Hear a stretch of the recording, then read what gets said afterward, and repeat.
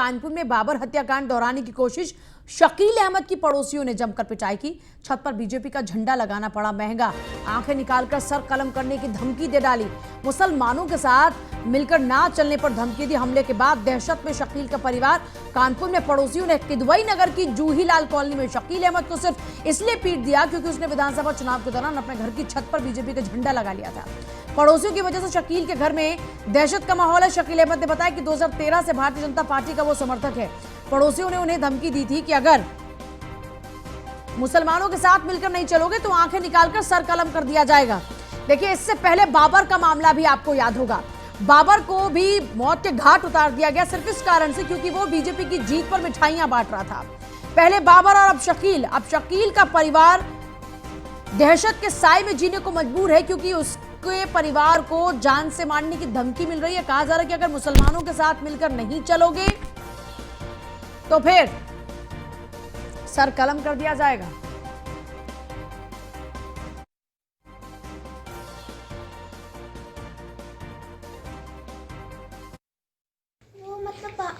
मतलब बाहर एक ऊपर अंकल रहते हैं जो मेरे बाहर एक वॉशरूम बना रहता है, तो बार बार उसी को देखते रहते हैं। तो फिर मेरे पापा ने क्या करा, मेरे पापा ने बाहर उनसे 2-4 बार ऐसे बोला, तो फिर उन्होंने लड़ने लगे वो। तो एक दिन मेरे पापा ने ऊपर भाजपा का वो लगाया था झंडा ऊपर, तो फिर वो लड़ने लगे उस पर और उन्होंने हटाकर फेंक दिया उस झंडे को। क्या लगता है आप लोग को डर बना रहता है घर में रहने से? हाँ, डर बना रहता है और सब घर में बातें भी चलती कि कहीं वो लोग कुछ करना। थाना किदवई नगर क्षेत्र में शकील अहमद के द्वारा एक लिखित प्रार्थना पत्र दिया, इस पर थाना हाजापुर एफआईआर दर्ज है। इसमें उनका आरोप है कि कुछ प्रतिपक्षी व्यक्तियों के द्वारा उनके साथ मारपीट इत्यादि की गई है। इस संबंध में नियमानुसार विधिक कार्रवाई की जा रही है और जो फैक्ट्स इस विवेचना में आएंगे उनको समाहित कर नियमानुसार विधिक कार्रवाई की जाएगी।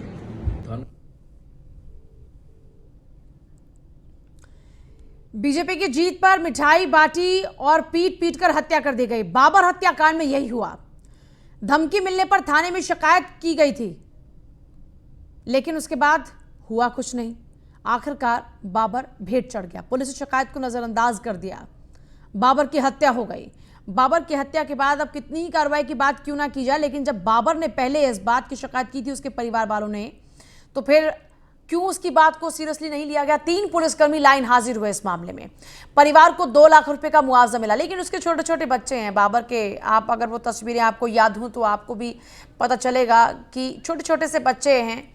सूरज पांडे मेरे साथ हैं। सूरज, पहले बाबर और अब शकील के परिवार को लगातार धमकियां मिल रही हैं। उन लोगों के खिलाफ में अब तक क्या कुछ कार्रवाई, और इस बार इस पूरे मामले को लेकर उत्तर प्रदेश की पुलिस, कानपुर पुलिस सीरियस है कि नहीं? आपको बता दें कि जिस तरीके से कुशीनगर में एक बाबर नाम के युवक द्वारा बीजेपी की जीत पर मिठाई बांटने पर ही उसकी हत्या कर दी गई, ऐसा ही एक मामला कानपुर के किदवई नगर थाना क्षेत्र में जूही स्थित देखने को, जहाँ पर शकील अहमद नाम के एक व्यक्ति का आरोप है कि उसके पड़ोस में रहने वाले लोगों ने सिर्फ इसलिए उसकी पिटाई कर दी क्योंकि चुनावों के वक्त उसने बीजेपी का झंडा बुलंद किया और उसके बाद अपने घर पर बीजेपी का झंडा लगा लिया। शकील का आरोप है कि उसके पड़ोस में रहने वाले लोगों ने तमाम बार उससे कहा कि वो बीजेपी का झंडा ना लगाए। इसके बाद उसके साथ मारपीट की, जिसके बाद शकील ने किदवई नगर थाने पहुंचकर इस मामले की शिकायत की है, जिस पर पुलिस ने तत्परता दिखाते हुए इस मामले पर मुकदमा तो दर्ज कर लिया है, मगर अभी तक किसी भी व्यक्ति की गिरफ्तारी पुलिस ने नहीं कर सकी है। इस पूरे मामले में कम से कम सत्यता तो को जांच लेना चाहिए पुलिस को। इतने गंभीर आरोप अगर लगाए जा रहे हैं और उत्तर प्रदेश के अंदर एक मामला ऐसा हो चुका है, इस पूरे मामले को लेकर पुलिस संजीदा है भी या सिर्फ एक फॉर्मेलिटी की जा रही की क्योंकि एक मामला आ चुका है पहले सामने, इसलिए इस बार सबसे पहले कम से कम एक मामला दर्ज तो कर ही लिया जाए खुद को बचाने के लिए। सेफर साइड तो नहीं खेल रही है पुलिस फिलहाल? देखिए, सबसे बड़ी चीज ये है कि जो शकील ने जब किदवई नगर थाने में प्रार्थना पत्र दिया है अपना मुकदमा दर्ज कराने के लिए, तो पुलिस ने अपने आप को सुरक्षित रखने के लिए इसमें तत्काल प्रभाव से मुकदमा दर्ज कर लिया है। वहीं पुलिस इस पूरे मामले पर कल से हम लोग इस बात को प्रयास कर रहे थे कि पुलिस का इस पर वर्जन मिल जाए, मगर पुलिस इसमें पूरी तरीके से हिलावाली करने में जुटी हुई थी। मगर आज जब मीडिया का तमाम बार दबाव पड़ा और तमाम टीवी चैनल पर इस खबर को जब प्रकाशित किया गया, उसके बाद पुलिस बैकफुट पर आई। पुलिस ने इस पूरे मामले पर यह बोला है कि इस मामले की पूरी तरीके से छानबीन की जा रही है और इस पूरे मामले में मुकदमा पंजीकृत करते हुए आरोपियों की गिरफ्तारी भी जल्द से जल्द की जाएगी। ऐसे में आपको बता दें कि जो विपक्ष के लोग हैं या जो स्थानीय लोग हैं, उनका भी इस मामले पर दूसरे पक्ष का कहना है कि इस मामले में इस तरीके का कोई मामला नहीं है और इस मामले को गुमराह करने के लिए शकील ने भाजपा के झंडे लगाकर शिकायत की है।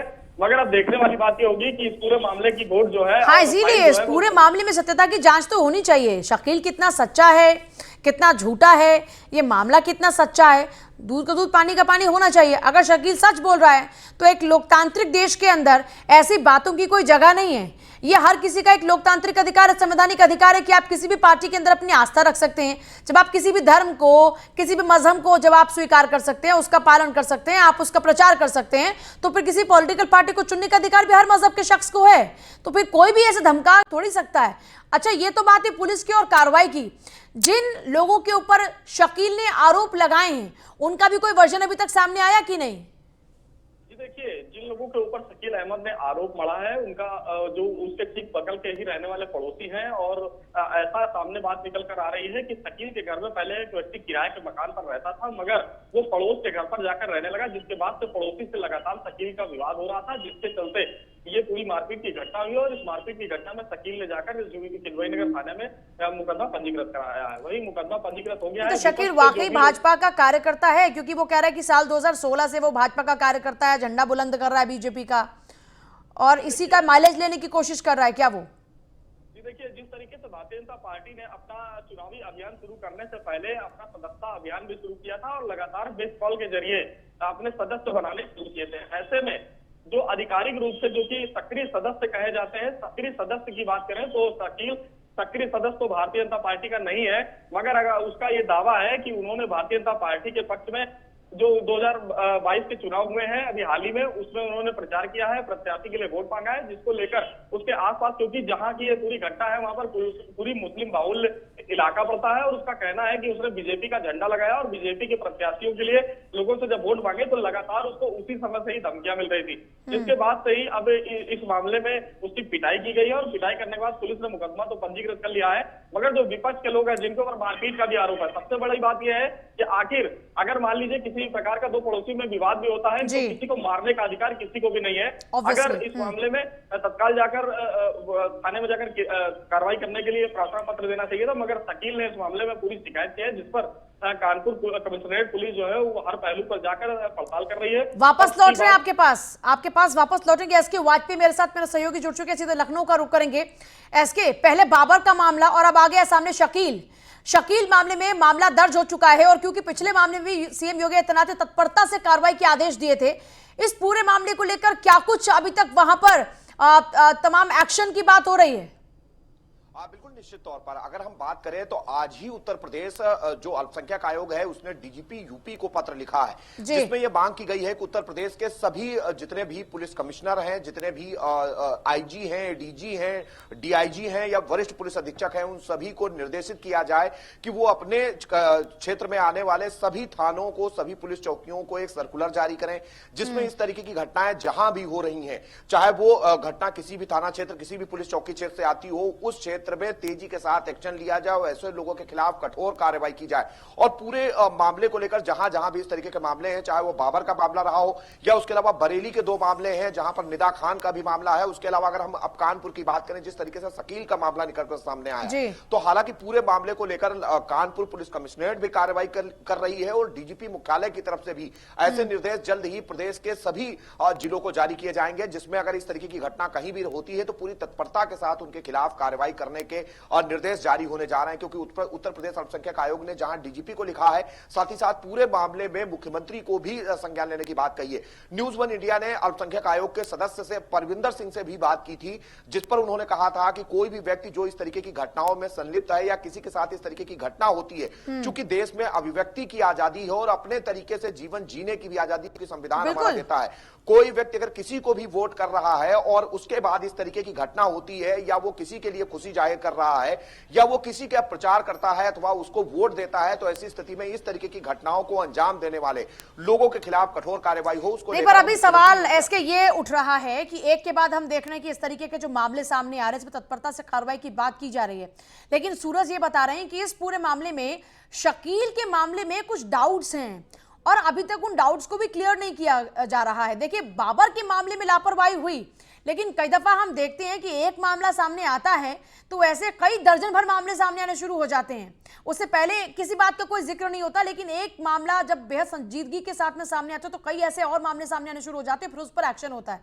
अभी इस पूरे मामले को लेकर भी तत्परता से कार्रवाई की बात होनी चाहिए और दूसरी बात है कि सच सामने आना चाहिए। रियलिटी क्या है, ये आरोप कितने सच्चे हैं, कितनी इनमें हकीकत है, और अगर इसमें झूठ भी है तो फिर ऐसे लोगों के खिलाफ भी कार्रवाई का प्रावधान होना चाहिए।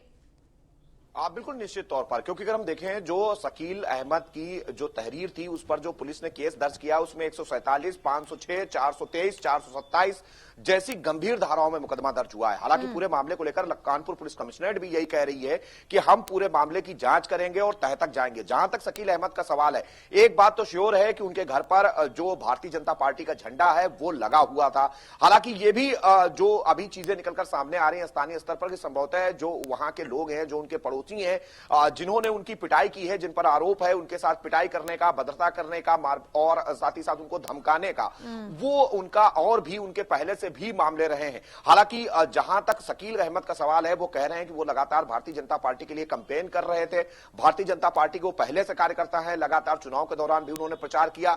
जिन सारी चीजों को कहीं ना कहीं जो उनके पड़ोसी हैं वो बर्दाश्त नहीं कर रहे हैं और इस तरीके की घटना उनके साथ की गई। और ये घटना उनके साथ पहली बार नहीं हुई। हालांकि इस घटना के दौरान उनसे मारपीट भी हुई, लेकिन इसके पहले भी धमकी और बहुत सारे जो दुर्व्यवहार हैं उनके साथ होते रहे हैं। तो निश्चित है कि कानपुर पुलिस ने इस पूरे मामले को लेकर मुकदमा दर्ज कर लिया और गंभीर धाराओं में मुकदमा दर्ज है। 5 लोगों को नामजद तौर पर मुकदमा दर्ज किया गया है। तो निश्चित है कि अब स्थानीय स्तर पर क्या चीजें हुई हैं वो निश्चित है कि अब कानपुर पुलिस निकालेगी। क्योंकि ऐसे सभी मामलों को लेकर लखनऊ से अगर हम बात करें तो पुलिस मुख्यालय की तरफ से भी पहले ही एडीजी एलओ की तरफ से निर्देश दिए गए कि अगर इस तरीके की घटना कहीं भी होती है तो पुलिस पूरी तत्परता से पहुंचे। और जहां तक मुख्यमंत्री योगी आदित्यनाथ का सवाल है, मुख्यमंत्री ने भी जब गृह विभाग की कल बैठक की थी तो उसमें भी यही बात कही थी कि हर छोटी से छोटी घटना पर तुरंत पुलिस रिएक्ट करे और कहीं ना कहीं ऐसी घटनाओं को गंभीरता से लेते हुए उन पर कार्रवाई करे ताकि कहीं कोई छोटी घटना बड़ी ना होने पाए। तो निश्चित है कि इन सारी चीजों को लेकर लगातार चाहे उत्तर प्रदेश सरकार हो, उत्तर प्रदेश शासन हो, पुलिस मुख्यालय हो, लगातार दिशा निर्देश संबंधित जिलों को जारी कर रहा है। और अगर हम बाबर की घटना को देखेंगे तो उस घटना पे एक्शन हुआ, तत्काल गिरफ्तारियां हुई हैं और परिवार को, जो पीड़ित परिवार है उसको हर संभव आर्थिक मदद के साथ ही जो स्थानीय स्तर पर सुरक्षा और बाकी चीजें उपलब्ध कराई जा रही हैं वो भी कहीं ना कहीं ये बताती हैं कि उत्तर प्रदेश सरकार इस पूरे मामले को लेकर लगातार गंभीर है। और चाहे दूसरा मामला जो निदा खान का आया जो कि बरेली से जुड़ा हुआ था, उस पर भी कठोर कार्रवाई के निर्देश उत्तर प्रदेश पुलिस मुख्यालय की तरफ से जारी किए गए हैं। और जहां तक कानपुर का मामला है, चूंकि मुकदमा दर्ज हो चुका है, अब यह जरूर है कि अगर इस तरीके की घटना है तो उसकी जांच होनी जरूरी है। चूंकि 5 लोग इसमें नामजद हैं, गंभीर धाराओं में मुकदमा है, तो अब जब उनसे पूछताछ होगी तो ये सारी चीजें निकलकर सामने आएंगी कि आखिर मूल वजह क्या थी और कहां से इस तरीके की चीजें मूल वजह क्या है, किन कारणों से इस तरीके के मामले सामने आ रहे हैं। और अगर इस तरीके की मामले में कोई कार्रवाई नहीं होती है तो फिर उस पर भी सीएम योगी की खुद सख्त निगाहें हैं। सूरज, बहुत शुक्रिया आपका, और एसके वाजपेयी आपके पास हम वापस लौटेंगे बाकी और खबरों पर अपडेट के लिए। सीएम योगी आदित्यनाथ देखिए समीक्षा बैठक कर रहे हैं और ये तस्वीरें आपके सामने हैं। देखिए, सीएम योगी पहले दिन से फॉर्म में हैं। एसके वाजपेयी काम रुक करते हैं। एसके, सीएम योगी आदित्यनाथ समीक्षा बैठक कर रहे हैं, पहले दिन से योगी आदित्यनाथ फॉर्म में हैं और अब एक भी दिन ज़ाया नहीं करना चाहते हैं, लगातार काम पर लगे हुए हैं। बिल्कुल निश्चित है, क्योंकि अगर मुख्यमंत्री योगी आदित्यनाथ को देखें तो अब मुख्यमंत्री के तौर पर आज वो अयोध्या भी पहुंचे हैं और कहीं ना कहीं लगातार मुख्यमंत्री की तरफ से इस तरीके के एक्शन लिए जा रहे हैं। कल उन्होंने गृह विभाग की बैठक की, इसके पहले वो प्रदेश के आला अधिकारियों के साथ बैठक कर चुके हैं, अपने सभी मंत्रियों के साथ बैठक कर चुके हैं। 52 मंत्री शामिल थे। दोबारा वो बैठक की है जिसमें सभी कैबिनेट और स्वतंत्र प्रभार मंत्री बुलाए गए थे। तीसरी बैठक जो उन्होंने की जिसमें सभी अपर मुख्य सचिव, प्रमुख सचिव, सचिव और विशेष सचिव स्तर के अफसरों को बुलाया गया और लगातार मुख्यमंत्री योगी आदित्यनाथ इस तरीके की बैठकें कर रहे हैं। कल जो उन्होंने गृह विभाग के अफसरों और साथ ही साथ उत्तर प्रदेश भर के जिलाधिकारी और कप्तानों के साथ वीडियो कॉन्फ्रेंसिंग के जरिए बैठक की, दिशा निर्देश जारी किए। तो लगातार मुख्यमंत्री योगी आदित्यनाथ एक्शन मूड में चल रहे हैं और कहीं ना कहीं एक संदेश देने की कोशिश है कि उत्तर प्रदेश सरकार जिन वायदों को लेकर, जिन चीजों को लेकर आगे बढ़ रही थी, उनको तेजी से बढ़ाया जाएगा। जो वायदे संकल्प पत्र में किए हैं उनको पूरा किया जाएगा और कहीं ना कहीं एक संदेश देने की कोशिश होगी कि अगर हम कोई बात बोल रहे हैं तो उसको पूरा किया जाएगा। यही एक बड़ी वजह है कि मुख्यमंत्री योगी आदित्यनाथ ने सभी विभागों के अफसरों को, चाहे वो पुलिस विभाग के अफसर हों या दूसरे जो प्रशासनिक अफसर हैं, उनको निर्देश जारी किया कि अपने 100 दिन का एजेंडा तैयार करें और सरकार को यह बताएं कि आप 100 दिन में क्या कर रहे हैं। और इसका फीडबैक मुख्यमंत्री योगी आदित्यनाथ खुद प्रत्येक 15 दिन पर लेंगे और वो देखेंगे कि आपने जो चीजें, जो रोड मैप दिया है उस पर वास्तव में कितना काम जमीनी स्तर पर हुआ है। तो लगातार मुख्यमंत्री कहीं ना कहीं इस तरीके की समीक्षा बैठ के अफसरों से इंटरेक्शन और सीधे तौर पर फीडबैक लेने का काम कर रहे हैं और उम्मीद यही है कि जो मुख्यमंत्री टारगेट लेकर चल रहे हैं 100 दिनों का, कहीं ना कहीं उस 100 दिनों में कितना काम हुआ, इन सारी चीजों को लेकर लगातार कहीं ना कहीं उनके इंस्पेक्शंस भी जारी हैं। हालांकि उन्होंने यह भी एक निर्देश दिया है कि जो अफसर हैं वो समय से दफ्तर पहुंचे ताकि जो 100 दिनों का टारगेट लेके चल रहे हैं उन कामों को पूरा किया जाए और जो फरियादी उनके दफ्तर में आते हैं कहीं ना कहीं उनकी भी समस्याओं का निदान समय रहते कर दिया जाए। और सबसे बड़ी बात यह है कि मुख्यमंत्री का यह भी निर्देश है कि स्थानीय स्तर पर चीजों को सॉर्ट आउट किया जाए ताकि वो चीजें लखनऊ तक आने न पाए और लोगों को जो समस्या है वो उनके ही जो थाने हैं या तहसील है या उनके जिले स्तर पर ही उसका समाधान कर दिया जाए। तो लगातार कहीं मुख्यमंत्री योगी आदित्यनाथ इन सारी चीजों को लेकर अफसरों के साथ बैठक कर रहे हैं, उनसे फीडबैक ले रहे हैं और आगे का दिशा निर्देश दे रहे हैं। अब तक क्या रोड मैप तैयार किया गया, उस रोड मैप पर किस तरीके से काम आगे बढ़ रहा है, बहुत सारी चीजों को लेकर अफसरों के साथ लगातार मुख्यमंत्री की चर्चाएं जारी हैं। जी अच्छा, आज की ये जो बैठक है, इस बैठक में क्या कुछ खास मुद्दे हैं और कहां पर किन लोगों के साथ में मुलाकात चल रही है वीडियो कॉन्फ्रेंसिंग के जरिए? बिल्कुल, मुख्यमंत्री योगी आदित्यनाथ ने अब से थोड़ी देर पहले ही जो प्रदेश भर के जो बीडीसी हैं, साथ ही साथ जो जिला पंचायत सदस्य हैं, उनके साथ एक वीडियो कॉन्फ्रेंसिंग की थी और उस वीडियो कॉन्फ्रेंसिंग में कहीं ना कहीं उनके लिए उत्तर प्रदेश सरकार की क्या योजनाएं, खासतौर पर ग्राम विकास और पंचायती राज विभाग की क्या योजनाएं हैं, उस पर मुख्यमंत्री ने उनसे बात की थी। चूंकि उत्तर प्रदेश के 36 सीटों पर जो कि विधान परिषद की हैं उसका चुनाव होना है, 9 तारीख को वोट डाले जाने हैं। कल ही मुख्यमंत्री ने प्रधानों और साथ ही साथ बीडीसी के साथ संवाद किया था, तो आज ये संवाद उनसे ऊपर वाले सदस्यों के साथ हुआ है और मुख्यमंत्री ने उनको इंटरेक्शन किया और उनकी समस्याओं को जाना, साथ ही साथ उत्तर प्रदेश सरकार किस तरीके से योजनाएं पंचायत विभाग के लिए या ग्राम विकास के लिए चला रही है उनके बारे में जानकारी दी। और मुख्यमंत्री ने साफ किया कि अगर आपकी कोई समस्या है तो सरकार उसका निदान करने के लिए पूरी तरीके से साथ खड़ी है और हमारी हर संभव कोशिश होगी कि तेजी के साथ उसका निस्तारण जिला स्तर पर कराया जाए। साथ ही साथ मुख्यमंत्री ने यह भी बताया कि किस तरीके से आप अपनी समस्याओं को लेकर संबंधित जिले के, चाहे वो उप जिलाधिकारी हो, अपर जिलाधिकारी हो या खुद जिलाधिकारी हो, उन तक जा सकते हैं, अपनी बात रख सकते हैं। अगर वहां आपकी समस्या का समाधान नहीं होता है तो आप आगे चीजों को ला सकते हैं। और मतलब ये है कि सिस्टम स्मूथली चले, उस सिस्टम के एस्टैब्लिशमेंट पर फिर से काम किया जा रहा है। यानी पिछले सरकार में मशीनरी जो भी थोड़ी बहुत कमजोर रह गई, इस बार अपने सेकंड टेन्योर में योगी आदित्यनाथ उस मशीनरी को कहीं पर भी कमजोर नहीं होने देना चाहते हैं और इसीलिए अब जवाबदेही भी तय की जा रही है। साथ ही साथ 1-to-1 सबसे बात कर रहे हैं योगी आदित्यनाथ और उनसे उनका फीडबैक भी ले रहे हैं और उनको ये भी बता रहे हैं कि कोई कमी हो तो आप सीधे बताइए।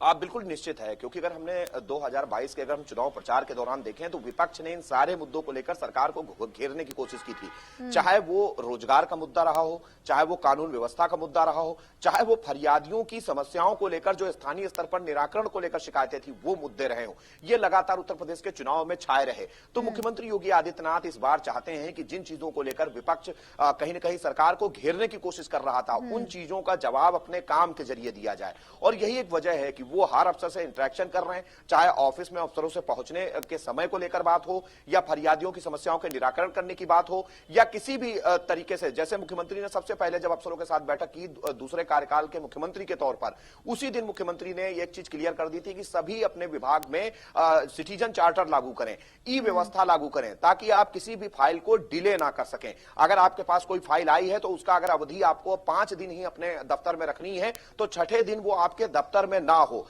आप उस चीज का निस्तारण करके फाइल को आगे बढ़ाएं। तो ये निर्देश मुख्यमंत्री की तरफ से पहले भी दिए गए हैं। तो निश्चित है कहीं ना कहीं मुख्यमंत्री योगी आदित्यनाथ उन सारी चीजों को लेकर आगे चल रहे हैं और कोशिश कर रहे हैं कि जो सरकार टारगेट लेकर चल रही है कि जल्द से जल्द अपने संकल्प पत्र के सभी वायदों को पूरा किया जाए, ताकि अगर पिछले हम कार्यकाल को देखेंगे तो करीब 2 साल का वक्त कोरोना में गया है और उस दौरान बहुत उत्तर प्रदेश सरकार की योजनाएं थी जो जमीनी स्तर पर उस तरीके से इंप्लीमेंट नहीं हो पाई जो होनी चाहिए थी। तो मुख्यमंत्री कहीं ना कहीं उस समय को अब चाहते हैं कि समय रहते उसको कवर अप किया जाए और उन चीजों को पूरा किया जाए जिन चीजों को कोरोना काल के दौरान कहीं ना कहीं पूरा करने में कठिनाइयां थी। जी चलिए एसके, वापस लौटते हैं आपके पास में बाकी और खबरों पर अपडेट के लिए, लेकिन फिलहाल आपको बता दें हमारे दर्शकों को कि देखिए योगी आदित्यनाथ लगातार काम पर हैं।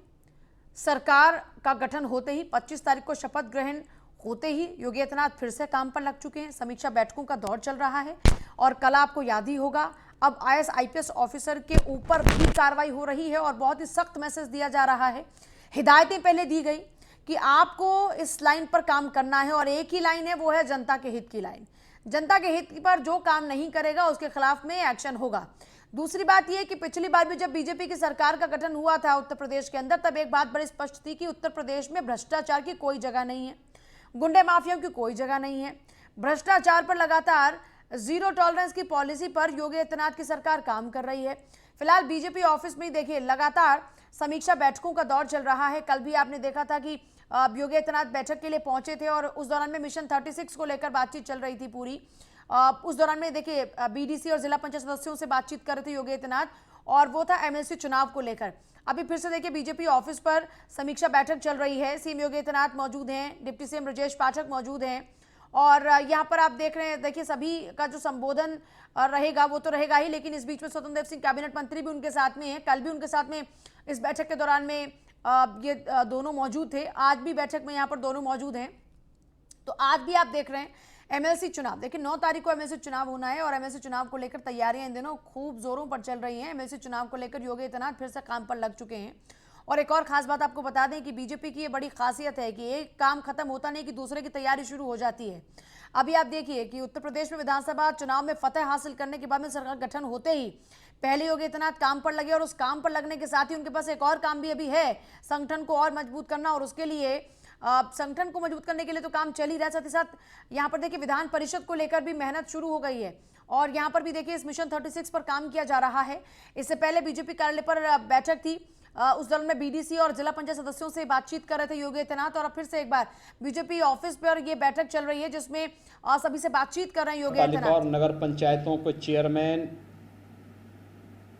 ग्राम प्रधान और सभी पार्षदों के साथ आज के इस संवाद कार्यक्रम में लखनऊ में मेरे साथ उपस्थित प्रदेश के लोकप्रिय और कर्मठ अध्यक्ष माननीय श्री स्वतंत्र देव सिंह जी,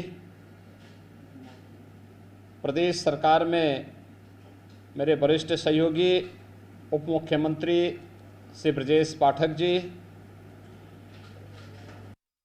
वर्चुअली मेरे साथ जुड़े हुए प्रदेश सरकार के मेरे वरिष्ठ सहयोगी उप मुख्यमंत्री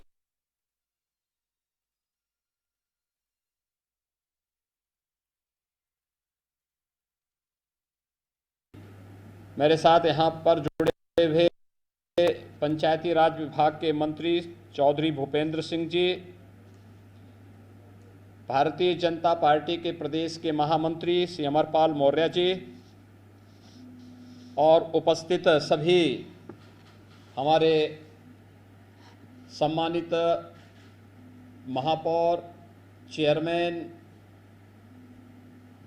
पंचायत के हमारे ग्राम प्रधानगण, पार्षदगण, सभी माननीय सांसद, विधायक, क्षेत्रीय अध्यक्ष, जिलाध्यक्ष और अन्य सम्मानित पदाधिकारीगण और सभी हमारे प्रत्याशीगण और उपस्थित भाइयों बहनों, मुझे बहुत प्रसन्नता है। कल हमें इसी समय आप लोगों से संवाद बनाना था, लेकिन समाजवादी पार्टी के द्वारा जो व्यवधान पैदा करने का प्रयास हुआ था उसके कारण हम लोगों ने कुछ देर के लिए इसे स्थगित किया था और आज आपके साथ संवाद बना रहे हैं। अभी आपके सामने हमारे दोनों वरिष्ठ सहयोगी उप मुख्यमंत्री द्वय श्री केशव प्रसाद मौर्य जी का, श्री ब्रजेश पाठक जी का और प्रदेश अध्यक्ष श्री स्वतंत्र देव सिंह जी का महत्वपूर्ण उद्बोधन भी आपके सामने हुआ है। हम सब जानते हैं कि प्रदेश के अंदर 36 सीटों पर विधान परिषद के चुनाव वर्तमान में चल रहे हैं। इन 36 सीटों में से भारतीय जनता पार्टी 9 सीटों पर पहले ही विजय प्राप्त कर चुकी है और निर्विरोध भारतीय जनता पार्टी के प्रत्याशी यहां पर चुने गए हैं। शेष 27 सीटों पर चुनाव वर्तमान में चल रहे हैं। उत्तर प्रदेश जो देश का सबसे बड़ा राज्य है, उसके उच्च सदन के लिए यानी विधान परिषद के लिए इन 36 सदस्यों की एक बड़ी भूमिका होगी। याद करिए, जब सरकार का गठन 2017 में आप सबने आदरणीय प्रधानमंत्री जी के आह्वान पर प्रदेश में किया था, तब विधान परिषद में समाजवादी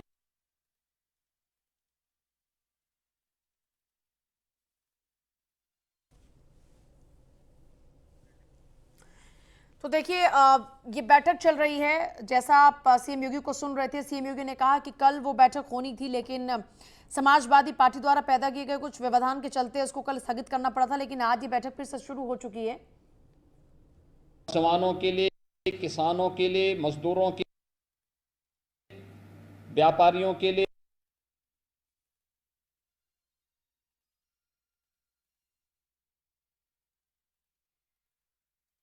अग्रसर है। और अगर ये 36 सीटें भारतीय जनता पार्टी जीतती है तो ये मान करके चलिए कि भारतीय जनता पार्टी के पास विधान परिषद में 2/3 से अधिक बहुमत होगा और भारतीय जनता पार्टी के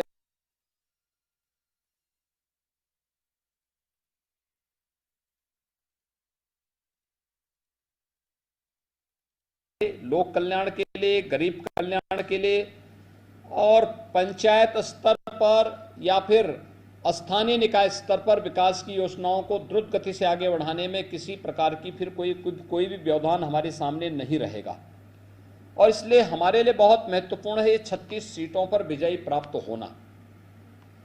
मैं धन्यवाद दूंगा उस क्षेत्र के सभी मतदाताओं को जिन्होंने 9 सीटों पर पहले ही भारतीय जनता पार्टी के प्रत्याशियों को निर्विरोध चुनाव जिता करके और उन सीटों को भारतीय जनता पार्टी की झोली में डाला है।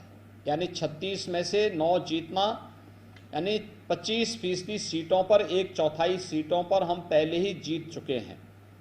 शेष 3/4 सीटों पर, 27 सीटों पर हमें चुनाव के माध्यम से विजयश्री का वर्ण करना है और इसी के लिए मैं आप सबका आह्वान करने के लिए आया हूं।